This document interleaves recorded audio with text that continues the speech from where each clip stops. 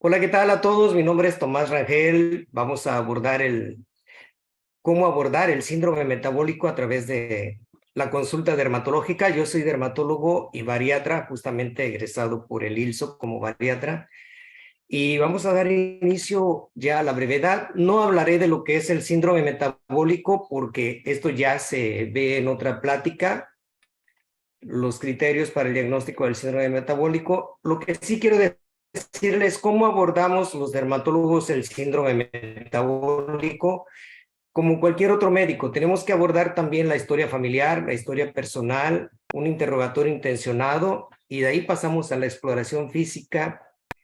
Aunque soy dermatólogo, pero como soy bariatra, a todos mis pacientes les tomo la presión arterial. En este caso, si el brazalete no da para aplicarse en el brazo, lo coloco en el antebrazo. Podemos colocar en cualquier parte donde hay arteria, excepto en las carótidas. La antropometría la hacemos también igual que cualquier consulta de bariatría. Tengo una báscula que es la que marcan las normas, la norma oficial mexicana, aunque no nos ayudan mucho. Y para eso tengo mi báscula que es la que mide composición corporal. Y aquí me baso en el índice de masa corporal para estadificar en qué grado de obesidad se encuentra mi paciente. Antes que el índice cintura-cadera, yo prefiero medir la circunferencia cervical. Ya hay estudios que demuestran que el índice cintura-cadera no ayuda, no es útil, ya está pasado de moda y hay artículos que lo justifican. Y nos vamos a la composición corporal, que es lo que hacemos todos los que nos dedicamos a la bariatría o a la nutrición, al manejo de la obesidad. Este es el artículo donde justifica por qué la circunferencia cervical, y aquí vemos en la población latina, con excepción de los brasileños, un varón debe medir máximo 37 centímetros, 33 en la mujer de cuello. Aquí vemos un paciente con 62 de circunferencia cervical. Este obviamente es un paciente con obesidad extrema. Pero pasemos entonces a lo que son las alteraciones en la piel. Vamos a tener alteraciones en la función de la barrera epidérmica. Vamos a estudiar las alteraciones en la glándula sebácea, la producción de sebo, glándulas sudoríparas, la circulación linfática, el colágeno, cómo se afecta tanto en la estructura como en la función, la micro y macro circulación, el proceso de cicatrización y, por supuesto, la grasa subcutánea, que esa la vemos en la composición corporal. Si vamos a ver la barrera epidérmica, vemos que hay una pérdida de agua transepidérmica. Esto va a hacer que, aunque esté todo el cuerpo hidratado, que cuando hay obesidad sabemos que el nivel de agua es bajo, y esto no depende de la cantidad de agua que toman, porque a veces me dicen mis pacientes, quien los haya atendido en la dieta que les ponen, me recomendaron 3 litros de agua. Yo les digo, se puede acabar un garrafón de agua y mientras no baje el nivel de grasa, esa agua simplemente va a pasar y la va a orinar, no nos va a servir. Tenemos que bajar el índice de masa corporal y agua a libre demanda. ¿Qué sucede entonces con la piel? La poca agua que le toca, va a haber pérdida transepidérmica porque se rompe la barrera epidérmica que contiene esa hidratación. Entonces el agua se escapa en forma de vapor, va a haber gerosis, así le llamamos los dermatólogos a la resequedad de la piel, y se correlaciona mucho con el índice de masa corporal. En este artículo pueden revisar a detalle. Aquí estoy midiendo yo la hidratación. Este es un aparato que tenemos los dermatólogos para medir el grado de hidratación de la piel. Lo normal aquí debería ser arriba de 30, entre 30 y 40, y tenemos prácticamente la mitad de lo que debería tener el paciente. La manifestación más frecuente por la que nos consultan a los dermatólogos con el síndrome metabólico es la acantosis. Esto es el oscurecimiento y engrosamiento de la piel en determinadas áreas. Se hablaba mucho de los pliegues, pero ya como dermatólogo he visto que vamos mucho más allá. de lo que son los pliegues que típicamente se hablan. Y bueno, son estos: la axila, por supuesto, aquí vemos ya también estrías en este paciente. Los codos, es muy común que los pacientes se presenten con acantosis en los codos. Ojo, en personas de piel muy blanca no podemos ver el oscurecimiento, aunque tenga mucha resistencia a la insulina y la insulina esté muy elevada, pero sí vemos los cambios en la textura. Así es que no nos basemos solo en el color, y aquí pasamos al extremo. Una persona con piel muy oscura, también no hay quizás mucha diferencia en cambio de tono de la piel, pero vemos además en este paciente que hay fibromas y los cambios en la textura, ni qué comentar. A veces puede ser muy fina, hay un engrosamiento fino en ciertos lugares, pero vemos también aquí, aunque es infante, vemos ya fibromas. Les decía que no siempre es la presentación típica. A veces lo vemos, por ejemplo, en este caso, estoy viendo acantosis en la frente. Y en niños ya no nos debe asustar, bueno, sí nos debe alarmar, pero es bastante común. Y sí hay niños con síndrome metabólico, niños con síndrome de resistencia a la insulina. Y esto es porque ahora se acostumbra, no es como en mi época que salíamos a correr, a jugar. Ahora no, se pasan mucho en los videojuegos, es lo que llamamos nintendonización. Por otra parte, la inseguridad social hace que uno permanezca más en casa que fuera. E influyen mucho los medios de comunicación. Promueven mucho dietas y productos, el consumo de productos con calorías vacías. Pero cuando vemos en niños, entonces es momento de hacer la prevención primaria. Recuerden que prevención primaria estoy evitando que tenga la enfermedad base, por ejemplo, diabetes. Ahí voy a hacer prevención primaria. Si no pude evitar que tuviera diabetes, no pude prevenirla, bueno, haré prevención secundaria, que no tenga las complicaciones, retinopatía, neuropatía, etcétera. Pero en los niños vamos a hacer prevención primaria, evitar que lleguen a tener hipertensión, diabetes, gota, porque sí los vemos ya con esas enfermedades, con esas comorbilidades. Aquí vemos una niña que tiene 9 años y ya tiene la insulina más del doble, o sea, tiene 90.8 de insulina. Obviamente tiene ligera acantosis en el cuello, pero muy marcada en los codos. Tenía en otras áreas, por supuesto, pero no voy a llenar de fotografías de esta niña. Tenía también en los nudillos, en los tobillos, en las rodillas. Me ha tocado ver niveles de insulina muy altos. Siempre es importante pedir los niveles, porque los niveles altos de insulina son los que nos van a llevar a ciertas comorbilidades.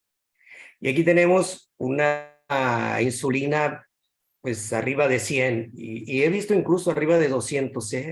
Es impresionante. La acantosis va a simular otras patologías. Estos pacientes han sido manejados como melasma por colegas míos, dermatólogos, y aquí vemos incluso la iatrogenia. En un intento por querer quitar la mancha, ya le provocaron una zona de blanqueamiento. Esto pues, por el tipo de procedimiento que hicieron, ya es irreversible este blanqueamiento, pero no es melasma, es acantosis en la cara, y podemos ver acá acompañándose de fibromas en la piel. Hubo un reporte en una revista pediátrica donde les pareció extraño ver acantosis en la nariz. Los que nos dedicamos a la bariatría, pues sabemos que la acantosis puede aparecer en cualquier área del cuerpo y hay que buscarla, aunque no todo lo que se oscurece en la piel es acantosis. Aquí, por ejemplo, veo cambios en la pigmentación y en la textura, pero cuando lo veo con la luz ultravioleta, me doy cuenta que se trata de la presencia de hongos del género Malassezia. Esto es una dermatitis seborreica. Entonces, hay que hacer bien la diferenciación, no alarmar a quien no debemos alarmar. Este es otro paciente que me llamó mucho la atención porque tenía oscurecimiento y engrosamiento de ciertas zonas, especialmente en los codos. Llamaba la atención que era ovolacto vegetariano y sí había tenido antecedentes de cáncer de tiroides. Su índice de masa corporal y su composición corporal en sí estaba ideal, Miren, muy poca grasa, suficiente músculo, la glucosa un poquito elevada, pero no quedé conforme, le tomé biopsia y en la biopsia me reportaron depósitos de amiloide. Es una amiloidosis cutánea, esto pues lo tiene que manejar el dermatólogo y a veces en conjunto con el oncólogo. Alteraciones en los queratinocitos. Aquí vemos cómo se pone lo que llamamos piel de gallina por un exceso de grumos de queratina en la piel. Es común verlo en las extremidades proximales, o sea, brazos y muslos. Y a esto le llamamos queratosis pilaris los dermatólogos. Esta queratosis pilaris me amerita estudiar el síndrome metabólico. Si afecta a los queratinocitos de manera acompañada o por sí sola, podemos ver alteraciones en las glándulas sebáceas.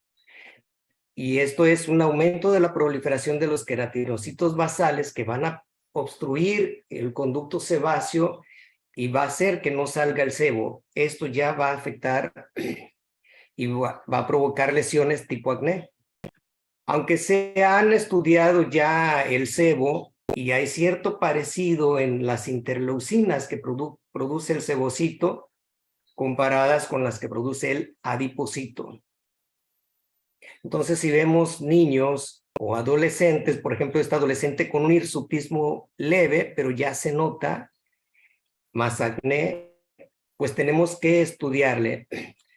Aquí quiero hacer un llamado, un exhorto a muchos médicos que cuando ven sospecha de síndrome de ovario poliquístico, ven seborrea, acné, y le llaman acné hormonal, así le han llamado, a todos les dan o anticonceptivos o metformina o las dos, pero ¿bajo qué fundamento vamos a dar eso? No es válido dar a todos anticonceptivos. Hay un laboratorio, no quiero decir el nombre, que promueve, y se lo ha dicho a los ginecólogos, que a todos les manden anticonceptivos. No, primero vamos a ver qué está alterado. No podemos dar tratamiento sin tener fundamentos, sin tener bases. Primero tengo que hacerle una prueba de bioimpedancia electrónica y ver que el índice de grasa corporal esté elevado. De ahí me voy a hacerle niveles de insulina, y no solamente de insulina, globulina unida a hormonas sexuales, testosterona total y libre. Y voy a encontrar insulina elevada.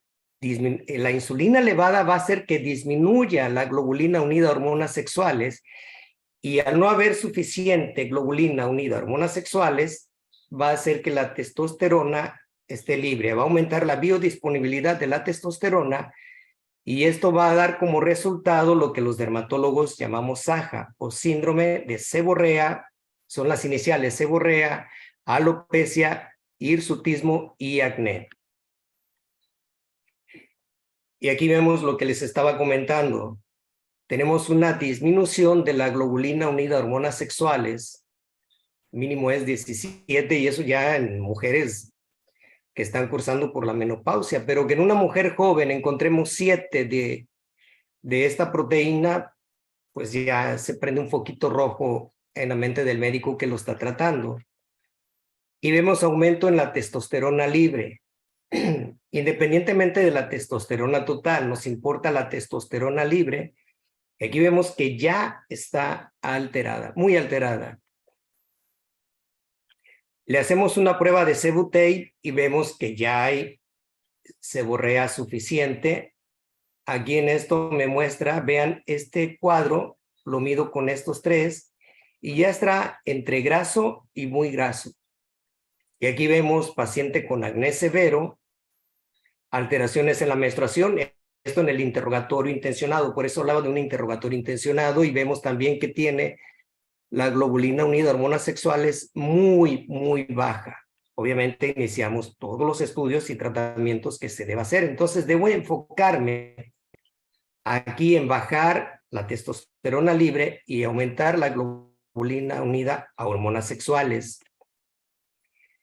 Y esto nos va a dar, por supuesto, también hirsutismo. Miren, este es bastante marcado. A veces nos llegan depiladas las mujeres, pero a veces no, y podemos verlo con toda la franqueza. Acné, hirsutismo, por supuesto, tiene seborrea, igual que esta mujer, obesidad, hirsutismo en el área del bozo, en el área del mentón, y tiene también alteraciones en unas glándulas sebáceas y otras manifestaciones.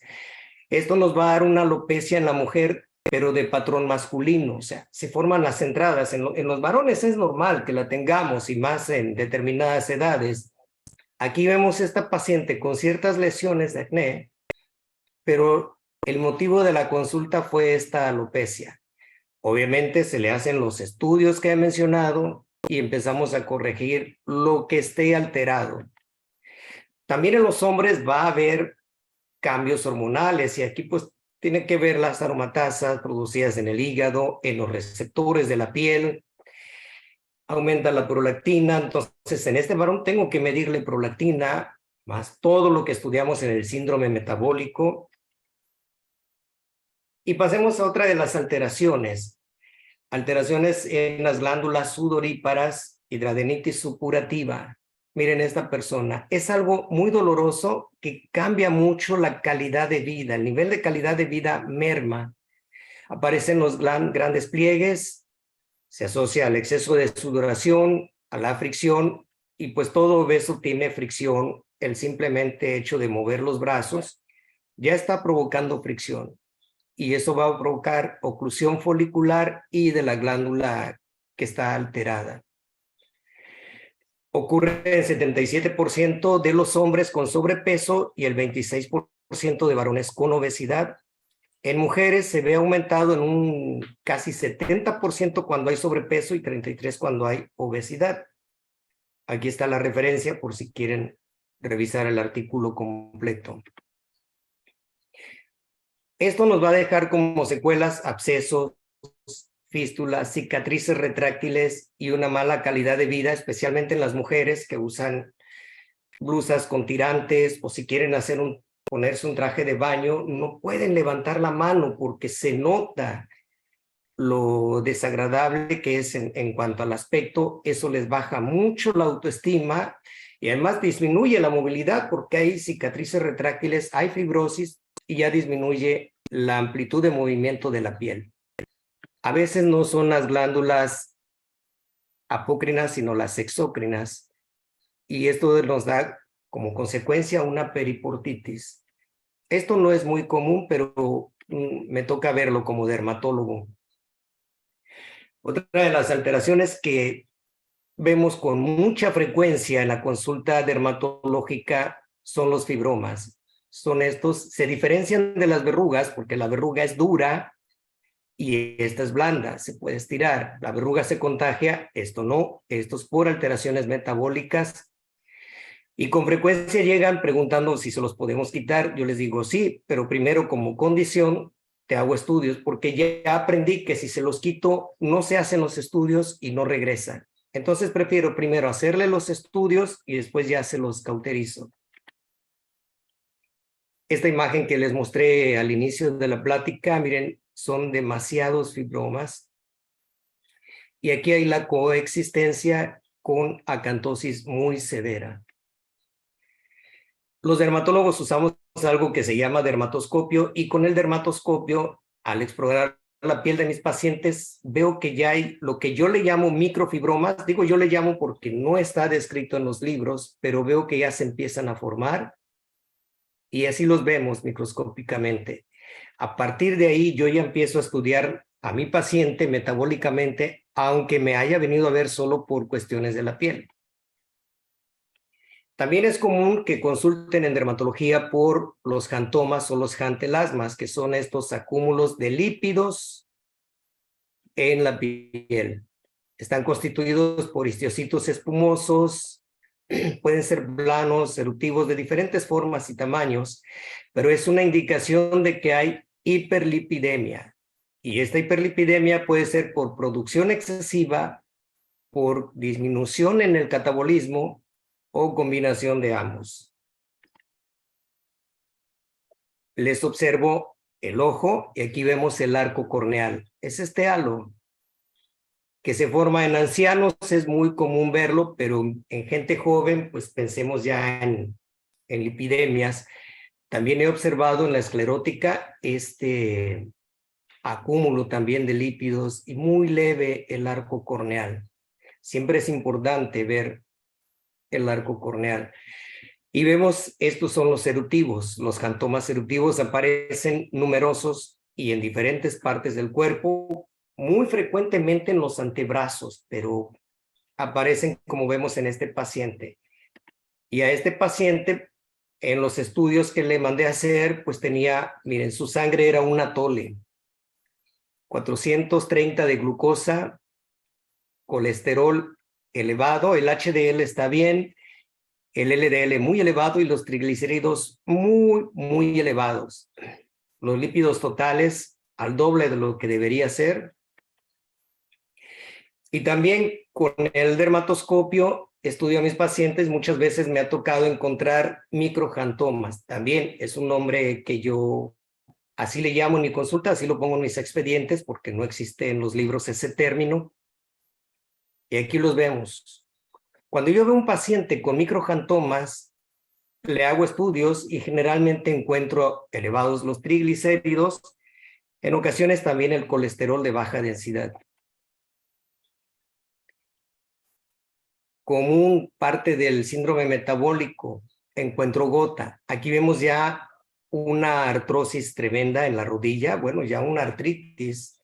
Esto se debe a depósitos de cristales de ácido úrico, puede afectar articulaciones, piel, otros órganos como riñones, corazón, y con toda certeza vamos a encontrar niveles elevados de ácido úrico. Y bueno, el síndrome metabólico puede estar con o sin gota. En la piel los vemos así, como unas nodosidades que son más palpables que visibles, a veces son dolorosas para el paciente.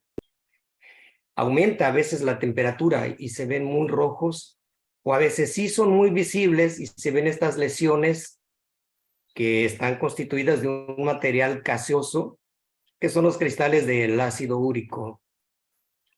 Aquí vemos los tofos en la piel, en diferentes presentaciones, miren. Es diferente esto a esto. Pero si vemos que hay acompañamiento de otros indicios de síndrome metabólico, miren, aquí se ven más grandes los tofos. Y lo comprobamos con la biopsia y con los niveles de uricemia. Aquí está la articulación, ya se ve enrojecida, no puede caminar, está muy dolorosa. En este caso, se pueden combinar los tofos con los jantomas. Y aquí ya me es difícil diferenciar cuál es jantoma, cuáles son tofos. Hay inflamación, hay enrojecimiento, hay un tinte entre blanquecino y amarillento, pero además veo que el paciente tiene, aquí vemos son fibromas. Pero hay algo más, el paciente además de tener fibromas y todas estas alteraciones, tiene una enfermedad de la piel que se asocia también con síndrome metabólico, que es la psoriasis, porque las placas psoriásicas también producen interleucina 6, factor de necrosis tumoral alfa y otros mediadores de la inflamación. Si vemos los dedos de este paciente, ya está afectándole las articulaciones, ya tiene artritis. Y aquí es mi obligación estudiar si es artritis por gota, si es reumatoide o si es artritis psoriásica o está combinado. Este paciente, obviamente, la proteína C reactiva pues está elevadísima como marcador de inflamación sistémica.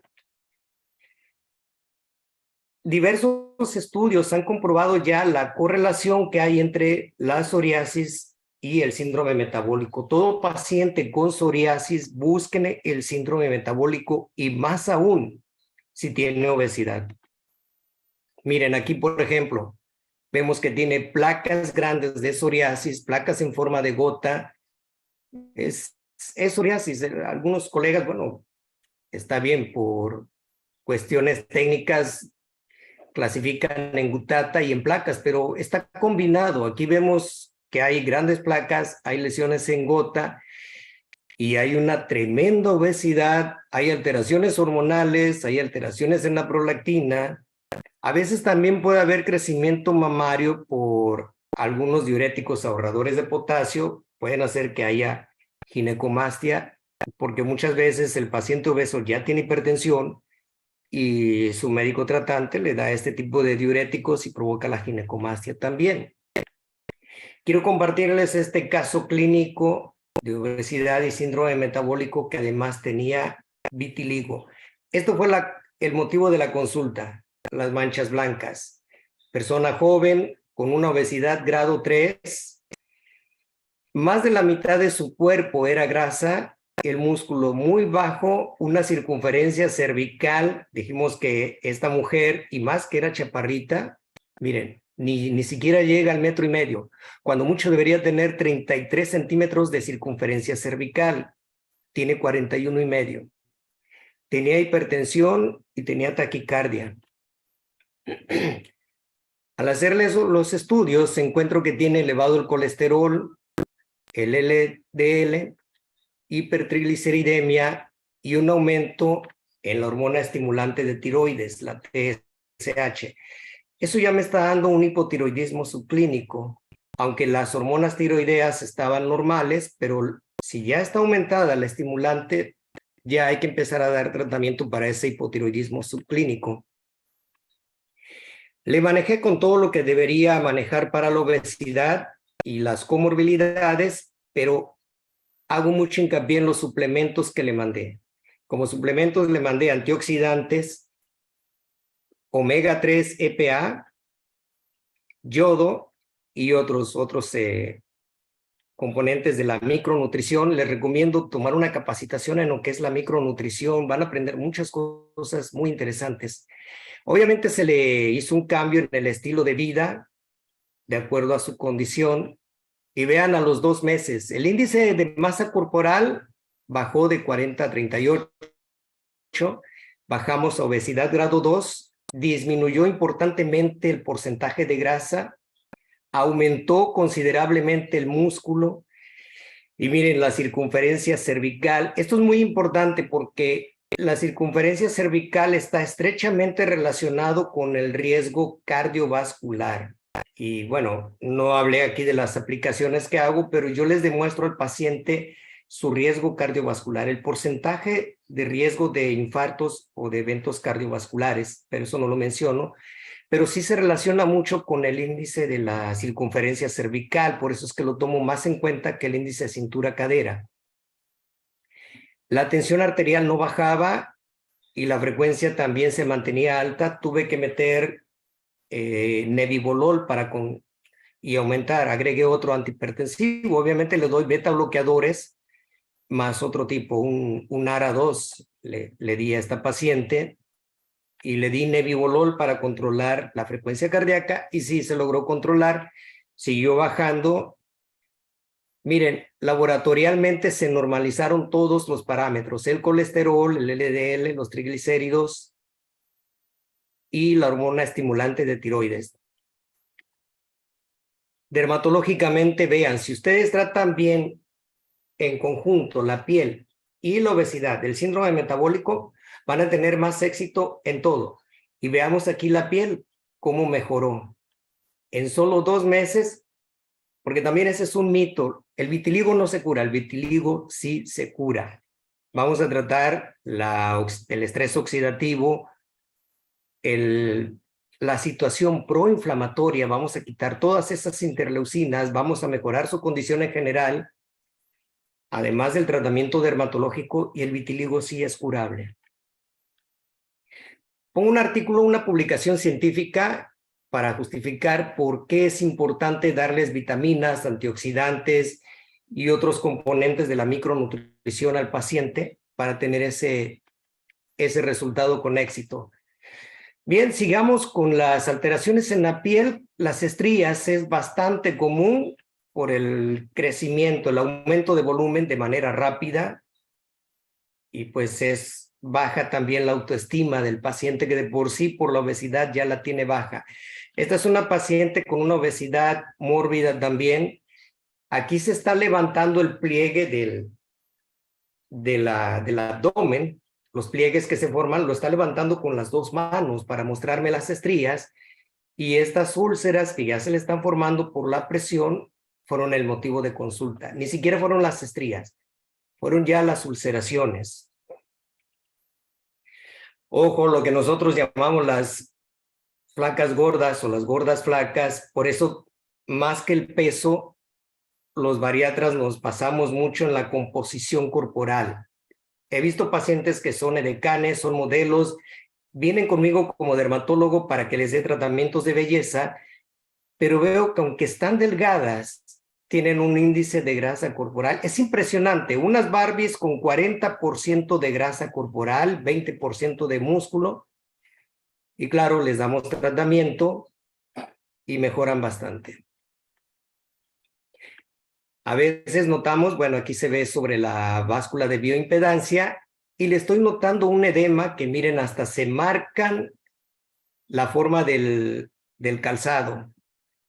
Y este edema se debe mucho a la carencia de proteínas. Las proteínas tienen una función que se llama presión oncótica, que es jalar el agua de los tejidos del intersticio hacia la circulación. Si no tenemos suficientes proteínas, no hay esa presión oncótica, entonces el agua se encharca en los tejidos y, como decimos coloquialmente, se junta gordura con hinchazón. Eso más las alteraciones de la circulación linfática, bueno, venosa y linfática, por la bioimpedancia y por todas las alteraciones que ya saben ustedes en el caso de la obesidad. Y esto va a dar lugar a que los pacientes tengan con mucha frecuencia repeticiones de erisipela por edema linfático. A esto le agregamos que la uña, si tiene onicomicosis, va a favorecer más las infecciones de manera secundaria. Entonces hay que atenderlo todo. Hay linfedemas que no están en mis manos como dermatólogo, como este caso, pues ya vemos edemas, vasos linfáticos muy dilatados en el abdomen. Mejor la mandé con el gastroenterólogo, trató algunas alteraciones hepáticas y me la regresó ya así como la vemos. Continué tratándole los motivos por los cuales me consultó. A veces el motivo de consulta son las iatrogenias. Hay pacientes que se van a lugares no como ustedes, que se dedican a la obesidad, sino con gente que no conoce y les recomiendan cualquier cosa. Aquí le recomendaron ponerse una faja con un menjurje que hicieron a base de éter. El éter por sí solo ya quema, y no sé qué otras hierbas que también dan dermatitis por contacto. El motivo de la consulta fue dermatitis por contacto, pero pues de ahí empecé a tratarla también para obesidad. Esta paciente, una modelo que es de las gordas flacas, muy flaca, pero tenía grasa abdominal, fue con un cirujano cuya praxis no era muy recomendable, y pues le dejó una monstruosidad aquí Entonces para ella le arruinó su carrera porque ya no podía modelar trajes de baño con estas cicatrices tan feas que le dejó. Muchos van con médicos que hacen mesoterapia sin el conocimiento y vean, llegan con abscesos, con infecciones en los lugares. Esto es muy doloroso para la paciente. Llegan casi llorando, entran llorando al consultorio. Y pues hay que tratar primero la infección y ya luego tratarle bien lo que es el problema de la obesidad, que por eso fueron a ponerse mesoterapia. Yo no uso mesoterapia, nos han vendido ideas y productos que para mí yo prefiero dar otros tratamientos más efectivos que la mesoterapia, pero respeto si alguien lo sigue haciendo. También hay hallazgos que por coincidencia, este paciente me lo mandaron por esta placa eritematosa en el pie. Hay eritema, hay gerosis, y le pedí ver su calzado porque quería buscar por qué le está apareciendo. Me parecía que era provocado por fricción. Revisé el calzado y miren, justo coincide el sitio de la afectación con el sitio del calzado. Ahora la pregunta es, ¿por qué se hizo esa fricción? Eso me hace pensar que el pie se está desviando hacia la zona interna por falta de apoyo. Y si lo vemos aquí, el pie ya está quedando plano, se está perdiendo el arco plantar. En el otro pie no estaba, vemos que está sano, sí, porque no es el pie el problema. Cuando empieza a afectar ya un paciente diabético, empieza a afectarle la neuropatía, esa neuropatía hace que se pierda la propriocepción. Cuando ustedes tienen bien esta función, el pie en automático siente al caminar dónde hacer más presión, menos presión y se mantiene ese tono muscular. Cuando se pierde ese tono muscular por la neuropatía, entonces nos da lo que se llama pie de Charcot. Se pierde el arco plantar por completo. Y eso da otras alteraciones del pie diabético. Podemos tener ulceraciones. Vean, arco plantar perdido, está plano el pie. Y eso es lo que descubrí en este paciente, que se estaba perdiendo. Obviamente en las pruebas resultó que ya era diabético y él no lo sabía. Entonces se inició tratamiento para la diabetes también y hasta ahorita pues va estable. En conclusión, yo les digo, consideren la obesidad como origen de múltiples patologías o comorbilidades. Hay que estar muy atento a los signos cutáneos del síndrome metabólico, independientemente del motivo de la consulta, ustedes abórdenlo por esa vía. Hay que siempre realizar los estudios necesarios, no dar tratamientos así porque se me ocurrió si no tenemos las bases, si no hemos comprobado. Si yo sospecho que tiene hipotiroidismo, pero no estoy comprobando, no puedo iniciar tratamiento para hipotiroidismo. Es importante trabajar en conjunto con otros especialistas, como en este caso, si tengo que mandar al gastroenterólogo, al cardiólogo, a quien sea, no se queden también así solos. Busquen apoyo con otras especialidades, no se metan en problemas. Hay que hacer prevención primaria y secundaria y con esto podemos añadir años de calidad a la vida del paciente. Quiero recalcar esto, la dermatología no es medicina externa. Es medicina de la piel, sí, pero la piel está conectado. De hecho, es una rama de la medicina interna. Y pues véanos como médicos. Para ser dermatólogo primero tengo que ser médico, después hacer mínimo 1 año de medicina interna y entonces ya entrarle a la dermatología. Y si además me gusta la bariatría, pues concluimos más con esto. 2 minutos más de su tiempo para checarle la presión arterial van a añadir años de vida a su paciente. Pues eso es todo por mi parte. Espero que les haya servido, que les sea útil esta información. Quédense con lo más importante que a ustedes les parezca. Muchísimas gracias.